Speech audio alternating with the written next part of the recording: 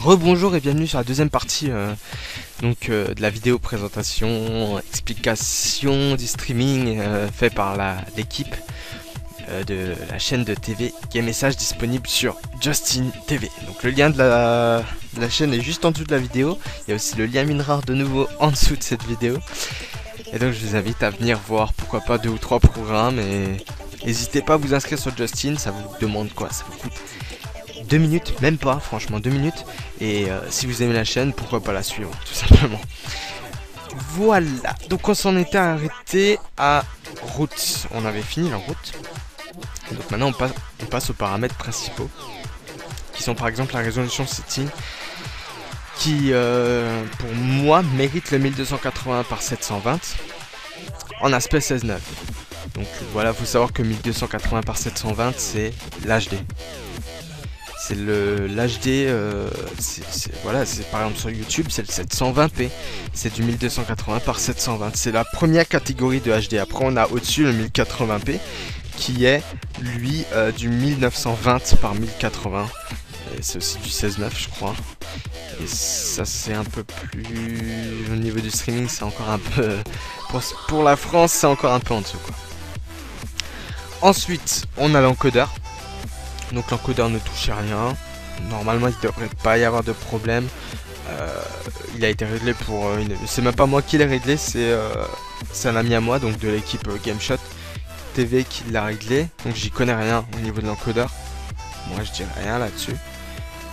Ensuite, sur le bitrate setting. Donc le bitrate c'est ce qui va faire en fait. C'est le seul truc que en gros vous modifiez dans tout ça. Et ça, ouais voilà, c'est à peu près le seul truc que vous allez modifier. Le bitrate, donc comme je l'ai dit dans la vidéo précédente, c'est ce qui va juger si oui ou non vous diffusez pour de l'HQ, de la haute qualité ou pas. Donc au niveau des FPS on va laisser 20 parce que 20 c'est pas trop et c'est juste ce qu'il faut, tout simplement. Et les bitrates, donc chez moi je suis à 600, parfois ça tourne entre 600 et 1000. Il faut savoir que je suis pas tout seul sur ma connexion, donc je stream en 600 et j'ai déjà le petit logo HQ. Donc pour savoir votre bitrate, vous allez tout simplement vous rendre sur speedtest.net. Le lien de speedtest est sous la vidéo. Donc vous vous rendez dessus. Voilà, vous faites démarrer le test. Donc là, le test démarre. Donc le ping.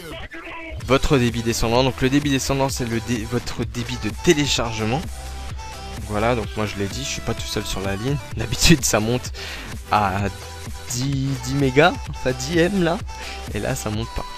Et là c'est votre débit montant, donc c'est ce qui va vous permettre en fait de monter, donc d'envoyer des paquets. Et là pareil, je suis pas tout seul sur ma ligne et c'est monté à 0,72. Ensuite, donc le débit descendant, on va pas y toucher, on va pas y faire attention, on va juste regarder notre débit montant. Donc moi je suis à 0,72. Faut savoir que 0,72 pour VLC, 0,72 ce serait 720 bitrate. Et donc moi je suis à 600. Donc si maintenant vous obtenez par exemple un débit montant de 0,54, imaginons, votre bitrate sera 540 maximum. Faut savoir que si je me trompe pas, pour diffuser en HQ il faut ou plus de 500 ou plus de 550, je suis pas sûr exactement, je crois que c'est 550 je crois, hein. Faut diffuser pour avoir le petit logo HQ. Donc voilà, et donc pareil, si maintenant vous obtenez un débit montant de 4,36 par exemple, votre bitrate sera de 4,36 et vous rajoutez un 0. Et donc là, là vous obtenez vraiment quelque chose de vraiment très bien. Après en France, à part dans les capitales, je vois pas vraiment enfin les capitales pardon, dans les grandes villes, je vois pas vraiment où on peut choper un débit pareil. Après si vous l'avez tant mieux pour vous, si vous l'avez pas, Tant pis pour vous aussi. Moi je vais passer à 650. Et donc voilà, donc ça c'est le bitrate, donc faut surtout faire attention à ça pour la qualité. Donc si vous en mettez trop, vous n'arriverez pas à envoyer assez de paquets, donc la vidéo va saccader. Si vous en mettez pas assez, la vidéo va pas saccader du tout. Par contre la qualité va vraiment être pourrie. Donc voilà, les bitrates, faut y faire attention.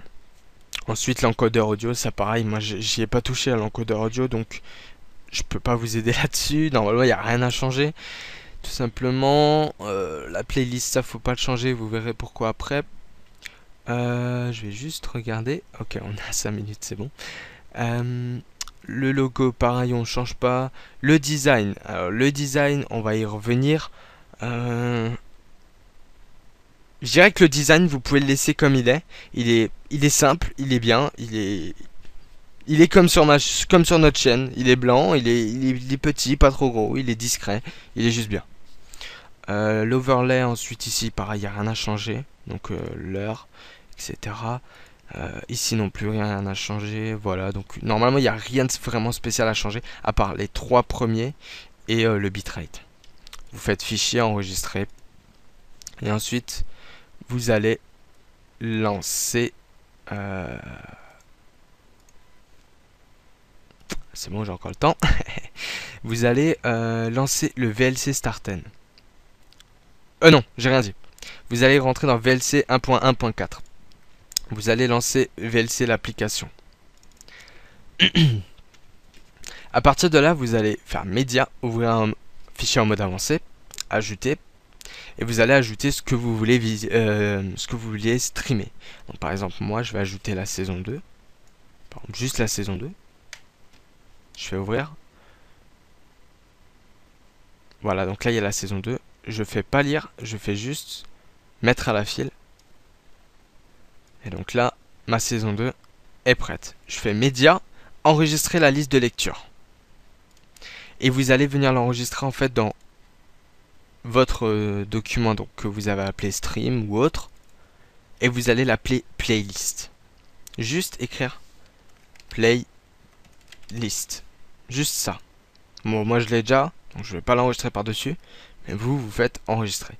Donc à partir de ce moment-là, vous quittez VLC comme ceci, vous faites un précédent, là vous avez playlist. Et là, vous allez lancer VLC Starten, qui lui va automatiquement lancer la playlist, donc tous les épisodes. Donc ça c'est une petite erreur, hein, vous y faites pas attention, c'est le logo. Si jamais vous voulez mettre un petit logo en haut à droite de votre chaîne, moi j'en mets pas, donc c'est une erreur, c'est pas grave. Donc là, le streaming s'est lancé, donc enfin VLC s'est lancé, il est prêt à streamer. Ce qu'il faut savoir que quand vous streamez avec VLC, vous ne pouvez pas visionner votre streaming en même temps. C'est-à-dire que vous ne pouvez pas regarder, par exemple là dans vue, liste de lecture, j'ai rien. Vous allez ensuite rabaisser VLC et lancer JTVLC Starten. Double-clic et là, il y a une petite fenêtre noire, une console qui apparaît.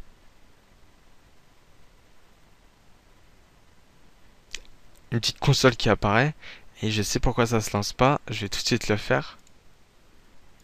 C'est à cause de ma clé.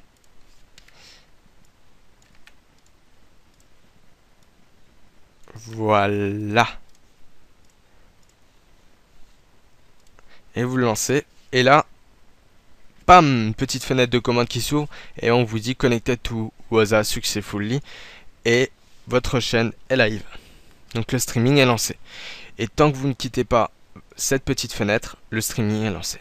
Donc voilà, donc là le stream est lancé. Donc pareil, vous ne pouvez pas regarder le streaming en même temps que vous streamez sur la même connexion.